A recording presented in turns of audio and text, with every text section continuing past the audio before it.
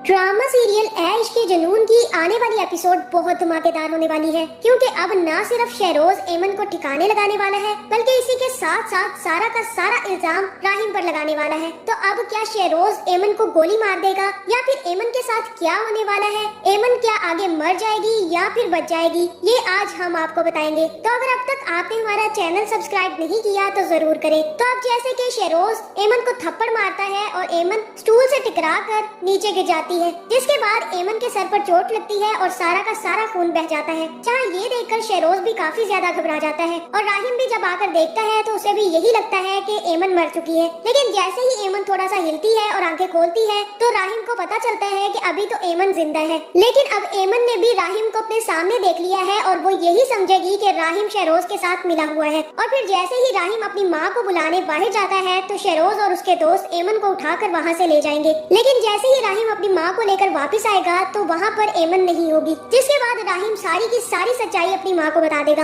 और बता देगा कि शहरोज ने एमन को मारने की कोशिश की है और अब उसके दोस्त और वो मिलकर एमन को उठाकर यहाँ से ले गए हैं। और तब राहिम अपनी माँ से कहता है कि मम्मा, मुझे पूरा यकीन है कि वो उस लड़की को मार देंगे और अगर उन लोगों ने ऐसा किया तो मैं इन तीनों को जिंदा नहीं छोड़ूंगा। जहाँ फिर राहिम की माँ उसे कहेगी कि मैं शहरोज को समझाने की कोशिश करूंगी और मैं उससे सारी की सारी सच्चाई भी बुलवाऊंगी, इसलिए तुम सुकून से बैठो, उसे आने दो, तब सब कुछ देखते हैं। जहाँ दूसरी तरफ एमन भी घर पहुँच नहीं पाएगी और रात के 4 बज जाएंगे और जैसे ही जमाल को भी एमन वहाँ पर नहीं मिलेगी तो वो भी एमन के घर जाकर तमाशा शुरू कर देगा और अपने मामू से कहेगा कि आपकी बेटी 4 बज गए हैं, अभी तक घर नहीं लौटी, अभी तक आप लोगों की बेटी घर पर नहीं आई और आप लोग कुर्सी पर बैठकर सुकून कर रहे हैं। आपको तो वहाँ जाकर देखना चाहिए कि एमन के साथ क्या हुआ है, किसके साथ है वो। मुझे तो पहले ही शक था कि एमन के लक्षण कुछ अच्छे नहीं है। अब आप क्या रिश्ता तोड़ेंगे, मैं आप लोगों के साथ रिश्ता तोड़ रहा हूँ। इसके बाद हो सकता है कि जमाल रिश्ता खत्म करके वहाँ से चला जाए। चाहे एमन के माँ बाप पहले से ही काफी ज्यादा परेशान होंगे कि एमन अभी तक घर नहीं लौटी।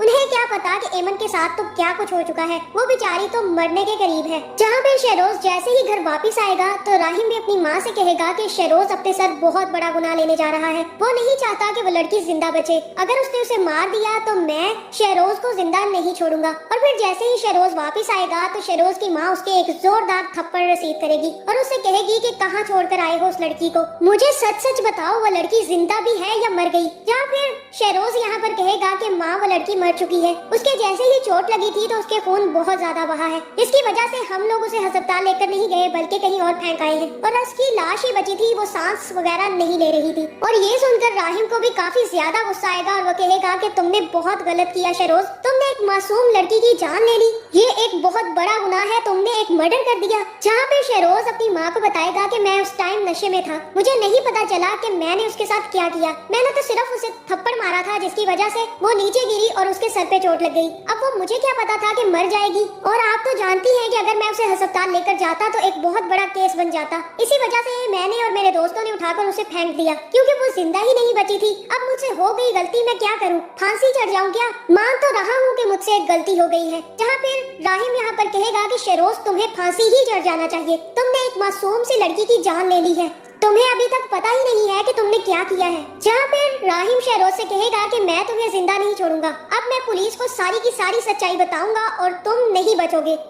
जहाँ फिर राहिम अपने भाई से कहेगा कि अगर भाई मुझे कुछ हुआ तो कोई भी नहीं बचेगा, मेरे पास आपकी भी रिकॉर्डिंग मौजूद है और अगर मुझे कुछ हो गया तो ना ही मामा चैन से जी पाएंगी और बाबा भी खत्म हो जाएंगे और आपका सारा बिजनेस भी डूब जाएगा। आप ये बात अच्छे से जानते हैं, इसके बावजूद आप मुझे पुलिस के हवाले करना चाहते हैं तो कर दे। जहाँ फिर यहाँ पर शहरोज की माँ सामने आ जाएगी और राहिम से कहेगी कि राहिम, तुम अब वही करोगे जो मैं तुमसे करने के लिए कहूंगी, तुम इस बारे में किसी को कुछ नहीं बताओगे। इसके एक सच ने तो सिर्फ एक इंसान की जान ली है, लेकिन तुम्हारा एक झूठ सारी जिंदगियां बचा सकता है। तुम जानते भी हो कि अगर तुमने ये सच सबके सामने खोल दिया तो ना शहरोज बचेगा, ना तुम्हारा बाप और ना ही मैं, और ये सारा का सारा कैरियर भी डूब जाएगा। इसलिए बेहतर यही है कि तुम चुप रहो और बस एक झूठ बोल दो कि तुम्हें नहीं पता कि क्या हुआ है और कभी भी तुम शहरोज शेरोज का नाम नहीं लोगे। जहाँ फिर दूसरी तरफ एमन के माँ बाप भी मुझे ऐसा ही लग रहा है कि पुलिस में कंप्लेन कर देंगे, जिसके बाद पुलिस राहिम अली नवाज के घर पहुँच जाएगी और अपनी तशवीश शुरू कर देगी। और फिर जैसे ही नवाज अली को पता चलेगा तो वो काफी ज्यादा परेशान होगा।